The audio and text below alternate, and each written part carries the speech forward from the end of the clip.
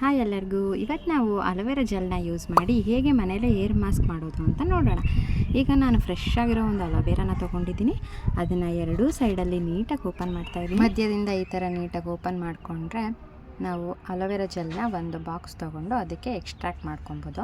ನಾನು ಮನೆಯಲ್ಲಿ ಒಂದು ಸಣ್ಣದ ಬಾಕ್ಸ್ ತೊಗೊಂಡಿದ್ದೀನಿ. ಇದನ್ನು ಅಲೋವೆರಾ ಜೆಲ್ಲನ್ನು ನೀಟಾಗಿ ಎಕ್ಸ್ಟ್ರಾಕ್ಟ್ ಮಾಡ್ಕೊತಿದ್ದೀನಿ. ಈ ಥರ ಎಕ್ಸ್ಟ್ರಾಕ್ಟ್ ಮಾಡ್ಕೊಂಡು ಇಟ್ಕೊಳೋದ್ರಿಂದ ತುಂಬ ದಿನದಂತಹ ನಾವು ಯೂಸ್ ಮಾಡ್ಕೊಬೋದು.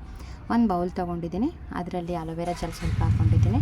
1 ಟೇಬಲ್ ಸ್ಪೂನ್ ಕೋಕೋನಟ್ ಆಯಿಲ್ನ ಆ್ಯಡ್ ಮಾಡ್ಕೊತಾ ಇದ್ದೀನಿ. ನೀಟಾಗಿ ಮಿಕ್ಸ್ ಮಾಡ್ಕೊತಾ ಇದ್ದೀನಿ. ಈ ಥರ ಕನ್ಸಿಸ್ಟೆನ್ಸಿ ಬರಬೇಕು. ನೋಡ್ಕೊಳ್ಳಿ ಎಷ್ಟು ಚೆನ್ನಾಗಿ ಕನ್ಸಿಸ್ಟೆನ್ಸಿ ಬಂದಿದೆ ಅಲ್ಲ. ಸೊ ಇವಾಗ ಬನ್ನಿ ಅಪ್ಲೈ ಮಾಡೋಣ.